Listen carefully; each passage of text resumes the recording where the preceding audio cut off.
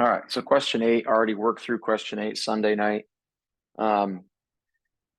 Definitely, you're going to have a question like this on the exam, right? The wavelength of a photon that has the energy of 6.33 times 10 to the minus 18 joules is how many meters?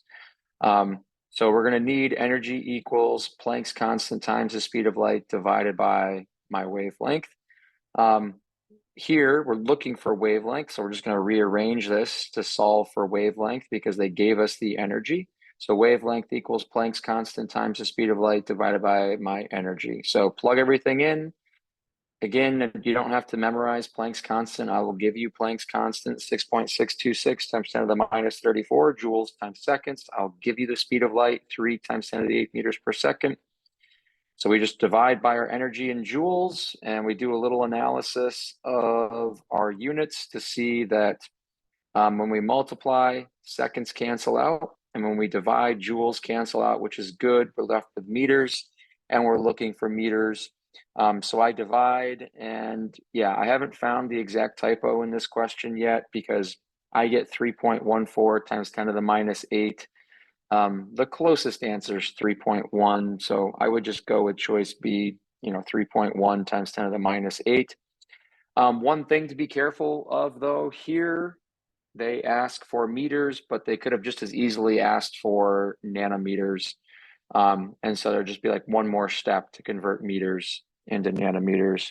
So just always pay attention to the units and make sure, right? If I'm asked for meters, we solve for meters. If I'm asked for nanometers, we solve for nanometers at the end of the day. All right, question 10. We also work through, yeah, you should definitely know. So Lexi, you should definitely know like meters to nanometers. We did that, at least a dozen times the last 2 weeks. You should also know like gigahertz to hertz or megahertz to hertz. And then maybe centimeters to meters. I mean, hopefully we know that. And then joules to kilojoules would probably be the main unit conversions that you would see within the metric system. Rydberg's constant, I would give you Rydberg's constant. And Sophie, you don't need to worry too much about the Lyman series or the Balmer series. All right. All right, question 10. What is the maximum number of electrons that can have n equals 4 in an atom? Right, so n equals 4. At n equals 4, we have s orbitals, p orbitals, d orbitals, and f orbitals. So anytime I have, right, so I've got 4s, I've got 4p, I've got 4d, and 4f. So anytime I've got an s orbital, I've got 2 electrons there. P orbitals, I've got 3 p orbitals, 2 electrons each, for a total of 6 electrons there. D orbitals, right? Got 5 d orbitals, 2 electrons each. 5 times 2 is 10 electrons there. And then my f orbitals, I've got 7 of those, 2 electrons each, so 14 electrons there. Adding those all up, I get 32 electrons at n equals 4. If this was n equals 5, it would be the same answer because we have S, P, D, and F. If it was n equals 3, right, it would just be 18 electrons because at the third energy level, right, we just have S, P, and D electrons. But yeah, that's how we'd answer question 10. And then, yeah, for the question on Zoom, right, parentheses, you need to have the parentheses around. So kind of like how I have this written here, in parentheses around Planck's constant, parentheses around the speed of light, I would type it in my calculator the same way, parentheses around that. Otherwise, you're going to have problems with how your calculator interprets the scientific notation. All right, question 11, choose the set of quantum numbers that cannot exist. So we'll check L first because L, right, L can be 0 to n minus 1. So that's fine, right? This first one, that checks out, that's okay. Right, our next one, right? If n is 2, L can be 1. If n is 4, L can be 3. If n is 4, L can be 2. If n is 5, L can be 4. Sure. All of those check out because L can be 0 to n minus 1. ML can be negative L to positive L. So I'm just going to go back and look at this one, right? And yeah, we find an error here because if my value of L is 2, my possible values of ML, right, my orientations of those orbitals could only be negative 2 to positive 2. Negative 3 is beyond, right? So that cannot exist. So it looks like choice A is our answer for question 11. We can go check the rest of these, right? If L is 1, ML can be 0. Yep, that works. If L is 3, ML can be plus 2. That works. If L is 2, ML can be plus 1. And then if L is 4, yeah, ML can be minus 3. That one works as well.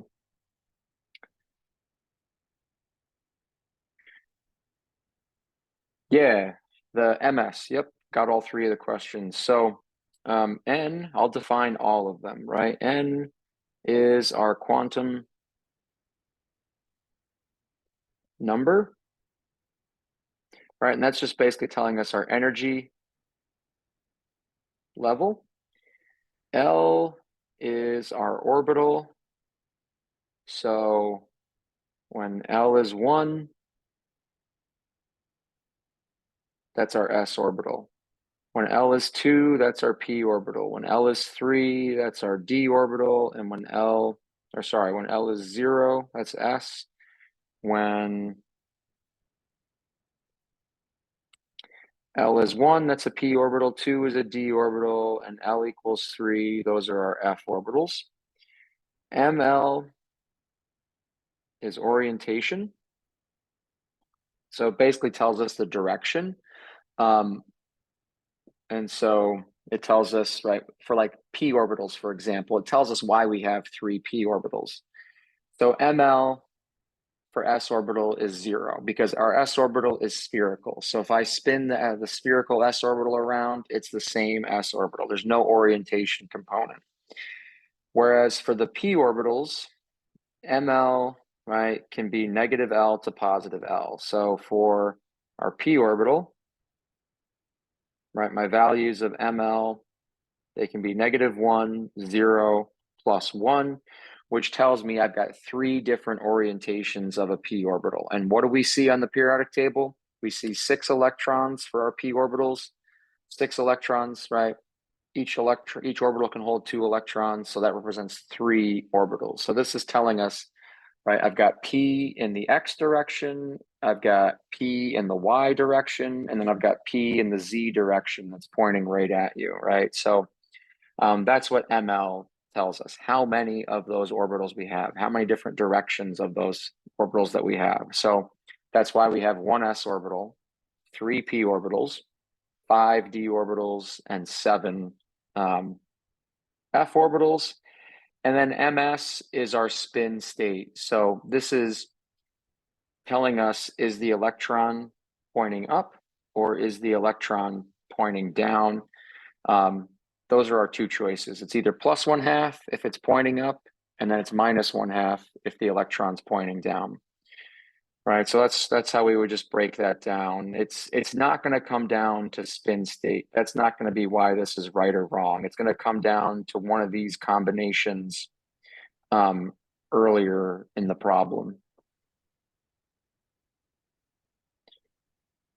All right, I think that answered all the questions on our spin state.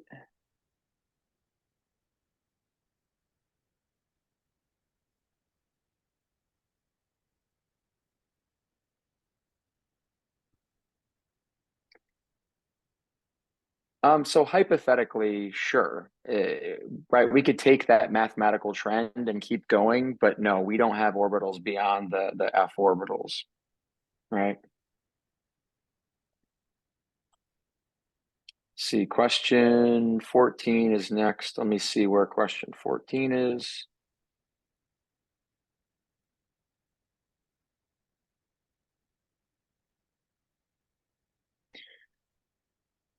All right, yeah. In the elemental ground state configuration for technetium, the core or electrons are represented by what?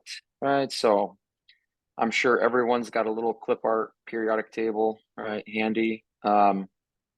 So let's see, we've got technetium. Technetium is right here in the periodic table. So my core electrons would be represented by, right, our nearest complete noble gas. So that would be krypton. And then there are how many unpaired electrons? The unpaired electrons are in the blank orbitals. All right. So for technetium, right, our electron configuration would be krypton, 5s2, right? That takes me to there, and then 4d, 1, 2, 3, 4, and 5 takes me to technetium. So 5s2, 4d5. So to figure out our paired and unpaired electrons, right, I'm going to draw out.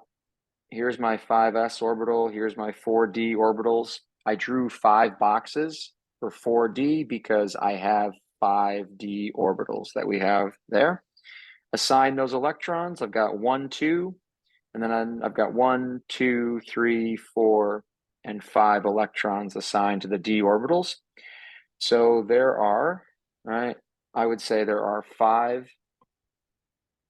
unpaired electrons. The unpaired electrons are in the, right, 4d orbitals. So enter both the shell number and the orbital that we're talking about. So a few of you have emailed me about this question asking, why is D incorrect? D is incorrect because we can be more accurate than that, right? We can say what energy level those d orbitals are at, what quantum level. So more specifically, it's the 4D. Asher, do you mind muting yourself? Thanks, bud. Appreciate the musical accompaniment there, but not necessary today.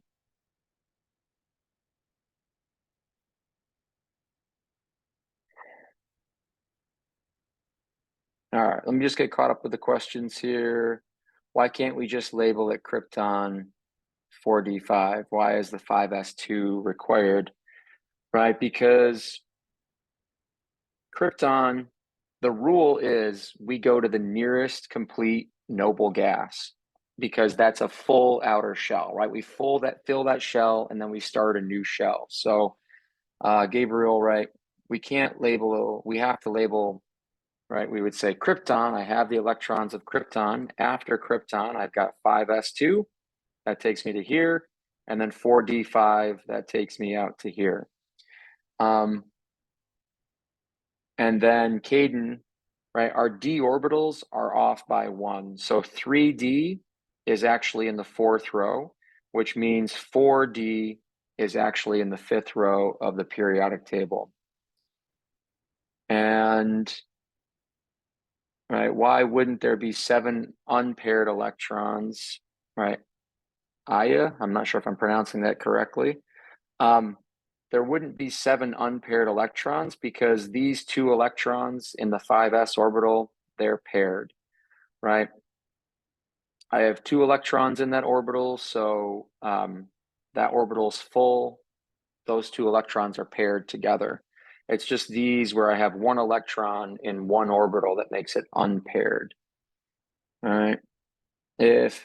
So Giselle asked, right, if technetium was an ion, would you go to the 5s? Yeah, so good question, right? So if we wanted to know the electron configuration of, let's just say hypothetically, technetium 2+, right? Just like Giselle said, we're going to lose electrons from the numerically highest occupied orbital first. So if technetium 0 is krypton 5s2 4d5, technetium 2 plus would be krypton 4d5, because we're going to lose electrons from our numerically highest occupied orbital first.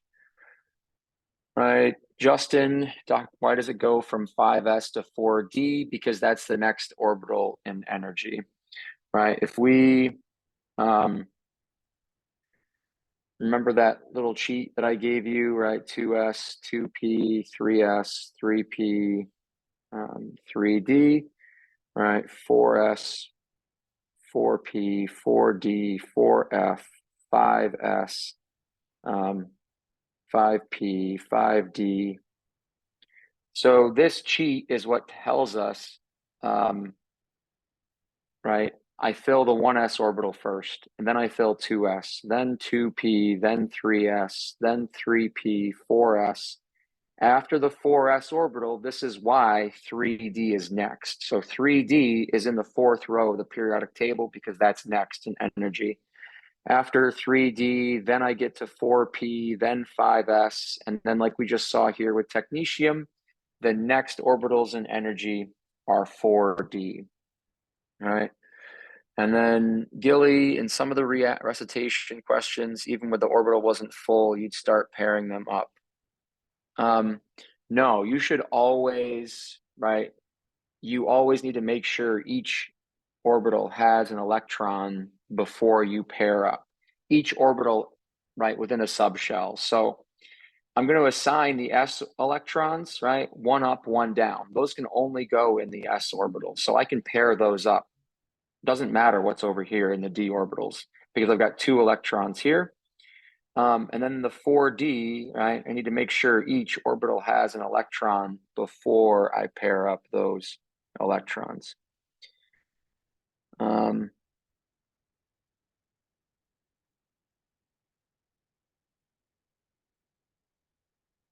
So did I get it? Did I mix up your question, Gilly, or did I answer your question? No, I didn't answer your question. Oh, okay. Who's your, oh, Rain? Yeah, okay. All right.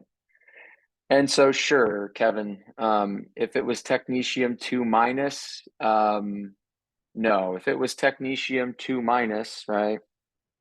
If it was technetium 2 minus, we're going to add 2 electrons in, and we can fit up to 10 electrons in my 4d orbital. So technetium 2 minus, technetium is a metal, so it doesn't really want to gain electrons, but it would be 5s2, 4d7, right? If we were to add in electrons, we wouldn't add into the p orbital before filling the d orbital. Yeah, Gabe, because we lose, I didn't know I would spend this much time on one question, but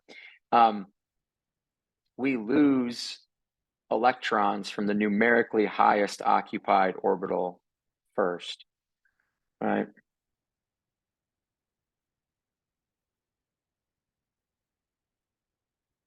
And then Mia, if you want to toss the indium question, oh, okay, yeah, indium 2 plus, right? Or sorry, it should be indium 3 plus, right? So the question from the homework was like 7 point, just a little aside, but this is related. One more example of this, right? The question from the homework, I think it was 7.37. Correct me if I'm wrong, Mia. And then, yeah, I'll answer the ground state, excited state thing in a second here.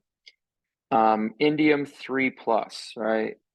Indium 0, indium 3 plus. So indium 0, again, nearest complete noble gas would be krypton.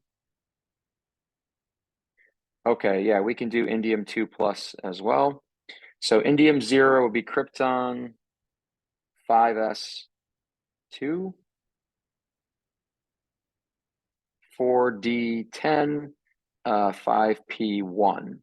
So indium 3+, we need to lose 3 electrons, and we're going to lose the 3 electrons from our numerically highest occupied orbitals first. So I'm going to lose those 3 electrons to form indium 3+. So it would drop down to krypton 4d10. If I needed to form indium 2+, we just need to lose 2 electrons. So going back up here, right, if I need to lose 2 electrons, well, I'm going to go to my p electron first. I'm going to take that away. That's 1. I would need to lose 1 more electron. So indium 2+ would just be krypton 5s1 4d10, because we're going to take the 5p electron first. Then we're going to go to our remaining highest occupied orbital. 5s is numerically higher than 4. So we're going to take 1 electron from there to fill that out.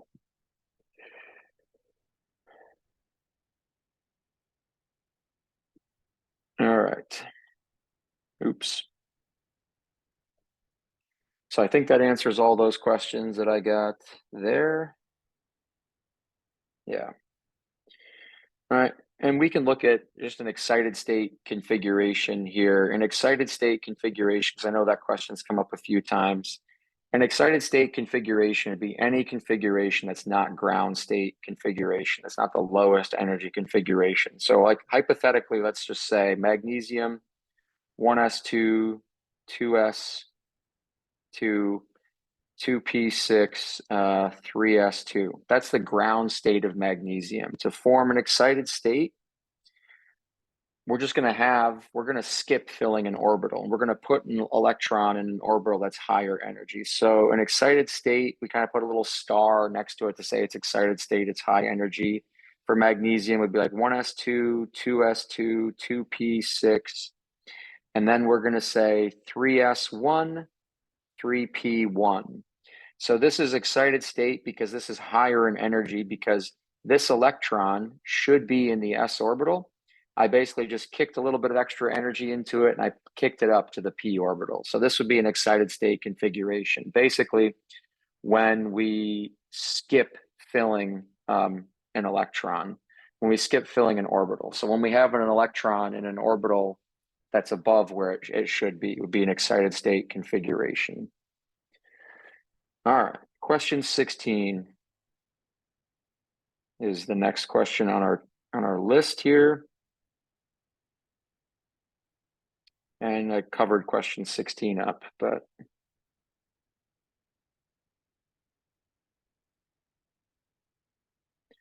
all right, so here's question 16.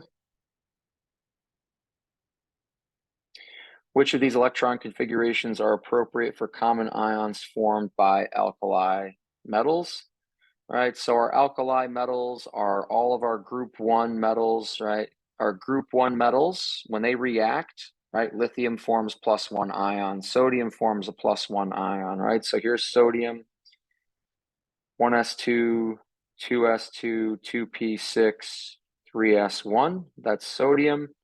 So when it reacts to form sodium +1, I'm going to have an electron configuration of 1s2, 2s2, 2p6, because I lose that outer electron. So all these group 1 metals, when they react, they lose 1 electron and they become isoelectronic with a noble gas. So we are looking for noble gas configuration. So right, there's noble gas configuration. There's noble gas configuration. That would be for helium, right here. This would be for neon, right? B is wrong, D is wrong, and let's go look at E, right? E, that's argon, right? That would also be noble gas configuration. So those are the 3 answers, 3 possible answers for question 16.